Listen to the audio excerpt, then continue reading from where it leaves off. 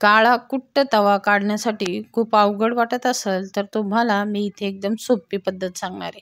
फक्त 1 चमचा हळदीपासून तुम्हाला कितीही काळा कुट्ट जरी तवा असला तरी फक्त 5 मिनिटात इथे मी साफ करणार आहे. साफ करण्याची पद्धत पण खूप सोपी आहे आणि मेन म्हणजे जे घरात आपल्या साहित्य आहे त्यापासून काढणार आहे. तुम्ही बघू शकतात किती काळा कुट्ट तवा आहे. आपण भाकरी वगैरे करतो तेव्हा ह्या पद्धतीने काळा होतो आणि तो लवकर निघत पण नाही. आणि जर मी तुम्हाला आज जी पद्धत सांगणार आहे त्यामुळे याच्यावरती एकही डाग राहणार नाही, पूर्ण स्वच्छ होणार आहे. हे बाजूनी जी काळे डाग दिसत आहे त्यातला एकही डाग यावरती राहणार नाही.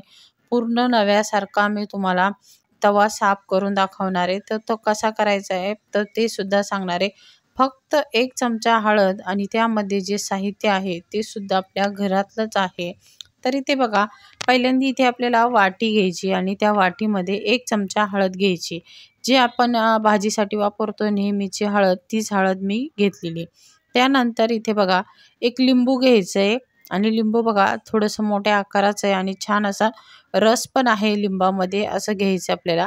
जर रस कमी असेल तर तुम्हाला इथे 2 लिंब लागेल, पण याच्यामध्ये रस चांगला असल्यामुळे मी इथे 1च लिंबाचा वापर करते. आता हे लिंबू आपल्याला पूर्ण पिळून घ्यायचे.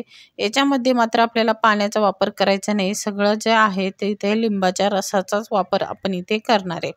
तर म्हणून इथे जर रसाचा जर लिंबू असेल तर 1 घ्या, नसेल तर कमी रसाचा असेल तर आपल्याला इथे 2 लिंब वापरायचे. तर लिंबू आता इथे आपण छान पिळून घेतलेले आहे आणि सर्व रस काढून घेतलेला आहे. त्यानंतर बघा, यामध्ये जे साहित्य घातले जाणार आहे ते सुद्धा आपल्या किचनमध्ये नेहमी असतं तेच साहित्य आहे, ते म्हणजे टॅमॅटो. आता हा टॅमॅटो पण आपल्याला बारीक कट करून घ्यायचा आहे. हा मीडियम आकाराचा आपला हा टॅमॅटो हा आपण आता पहिल्यांदा कट करून घेऊ, कापून घ्यायचा आहे आणि त्याच्या छोट्या-छोट्या अशा फोडी करून घेणार आहे. तर आता इथे बघा टॅमॅटो पण मी कट करून घेतलेला आहे. आता हा आपल्याला मिक्सरला बारीक करून घ्यायचा आहे. तर हा मिक्सरमध्ये घालून घेऊ आपण. तर इथे मिक्सरचं भांडं घेतलेलं आहे. त्यामध्ये हे फोडी आपल्याला यामध्ये टाकून घ्यायच्या आहे. आता आपण यामध्ये फोडी टाकल्यानंतर त्या भांड्यामध्येच आपल्याला 1 चमचा मीठ घ्यायचं आहे. त्यानंतर 1 चमचा खाण्याचा सोडा घ्यायचा आहे. आता हे मिक्सर मध्ये आपल्याला एकदम बारीक करून घ्यायचं आहे. छान अशी पेस्ट करून घ्यायची आहे आणि यामध्ये अजिबात पाणी वापरायचं नाही, कारण की टॅमॅटो ओला असतो आणि त्याच्यामध्ये सुद्धा पाण्याचा अर्क जास्त असतो. त्यामुळे आपल्याला इथे पाण्याची गरज पडणार नाही. फक्त मिक्सरला फिरून घ्यायचं आहे. 3 ते 4 मिनिटांत छान अशी पेस्ट पण त्याची तयार झालेली. आता ही पेस्ट आपल्याला हळद आणि लिंबू जे घेतलेले त्यामध्ये आपल्याला ही घालून घ्यायची. बघू शकता तुम्ही. घातल्याच क्षणी लगेच ते फेसून येणार आहे. तुम्ही बघू शकतात. आता पेस्ट किती होती तर फुल वाटी भरून जाणार आहे आपली. नुसती मी मिक्स केलेली आहे. आता याच्यामध्ये सोडा, लिंबू ह्या पद्धतीचे जे आंबट घटक आहे त्यामुळे तो पटकन वरती फेसून आलेले आहे. लगेच आपल्याला हे तव्यावरती घालून घ्यायचं आहे. आता ही जी आपण पेस्ट बनवून घेतलेली लगेच आपण ही तव्यावरती घालून घ्यायची आहे, म्हणजे त्याचा परिणाम छान होईल.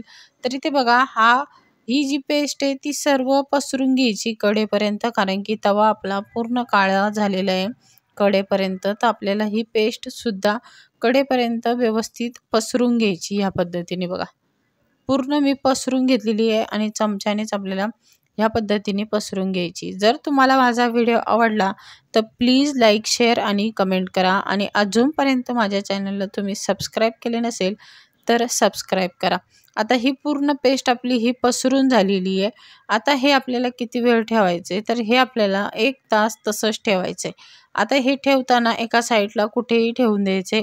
याच्यावरती अजिबात पाणी वगैरे पडून द्यायचं नाही. तसंच आपण एका साईडला ठेवून देणार आहे, जिथे आपला हात लागणार नाही आणि 1 तास छान असं ते मुरेल आणि त्यामुळे त्याचा परिणाम पण छान होईल आणि तवा पण आपला खूप पटकन निघेल. आपल्याला जिथे 1 तास लागतो तिथे मी इथे 5 ते 10 मिनिटात तुम्हाला हा पूर्ण तवा क्लीन करून दाखवणार आहे. आणि हे बघा, जे साहित्य जे वापरलेलं आहे ते सर्व आपल्या घरातच आहे. जर तुमच्याकडे लिंबू नसेल किंवा टॅमॅटो नसेल तर इथे तुम्ही चिंच भिजत घालून आणि ते सुद्धा बारीक करून जरी लावलं तरी चालेल हळदीमध्ये. तर हे बघा या पद्धतीने आपण हे लावून ठेवलेलं आहे. आपण हे 1 तास आपण असंच साईडला ठेवणार आहे. त्यानंतर त्याचा कलर कसा होतोय बघू शकतात. आता पिवळा आहे. 1 तासानंतर तुम्ही बघू शकतात असा काळा आणि लाल असा कलर आलेला आहे. त्यामुळे तो तवा जो आहे तो एकदम मस्त निघणार आहे आपला. आणि मेन म्हणजे जास्त मेहनत लागणार नाही. कमी मेहनतीत आपण हा पूर्ण स्वच्छ करणार आहे. तर बघू शकतात हे बघा काळं पाणी निघतं याचं. ह्याच पद्धतीने झालं पाहिजे म्हणजे तवा आपला पटकन क्लीन होतो. त्यानंतर बघा मी इथे तवा घासण्यासाठी इथे पॉलिश पेपर घेतलेला आहे. आता हा पॉलिश पेपर जास्त महाग नाही, फक्त 2 रुपयाचा आहे. तर जर तुमच्याकडे पॉलिश पेपर नसेल तर तुम्ही इथे तारीच्या घासणीने सुद्धा घासू शकतात. आणि माझ्याकडे पॉलिश पेपर आहे. हा खूप महागडा नाही. बऱ्याच बायका विचारतात खूप महाग आहे का?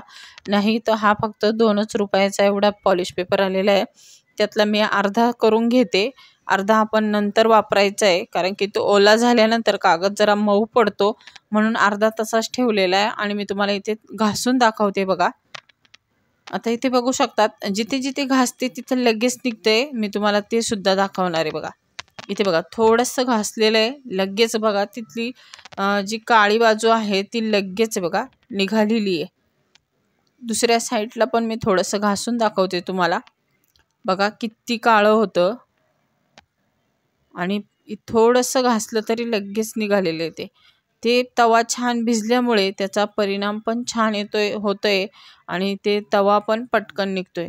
आता पण ही थोडीशी ग्रेव्ही जी खूप आहे ही काढून टाकायची आहे, कारण की त्यामुळे आपल्याला घासता येत नाहीये, ती सगळी खाली निघून जाईल.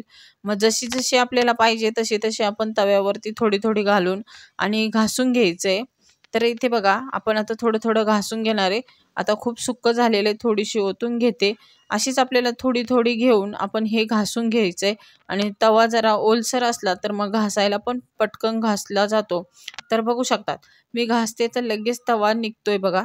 हे बघा किती काळं होतं, तुम्ही बघितलं असेल आधी.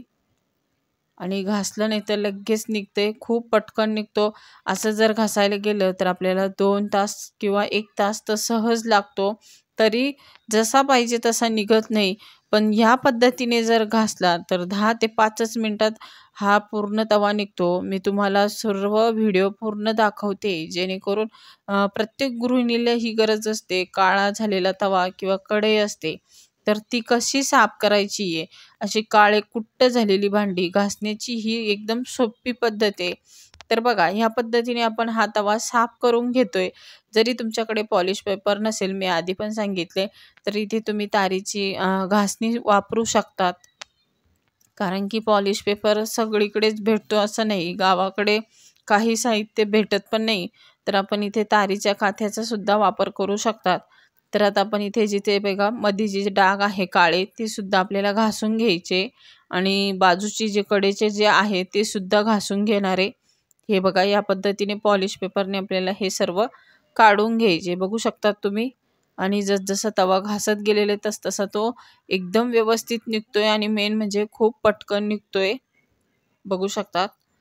जे आतमध्ये बघा हे डाग आहे हे सुद्धा आपल्याला व्यवस्थित काढून घ्यायचे.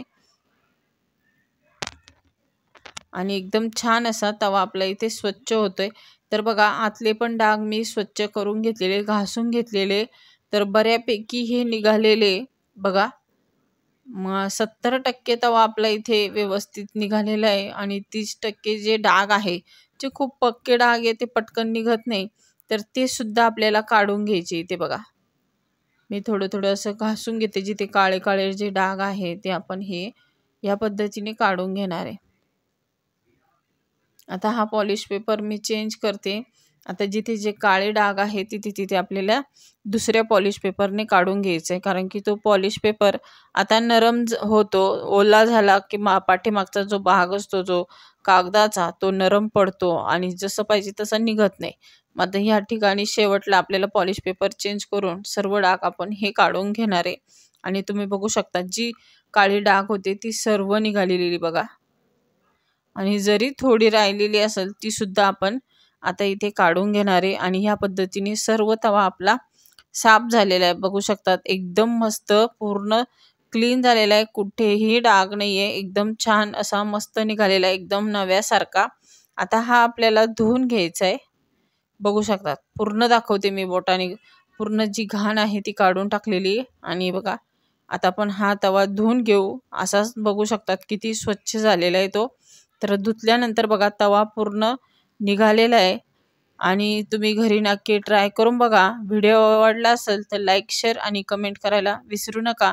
आणि व्हिडिओ पूर्ण बघितल्याबद्दल धन्यवाद.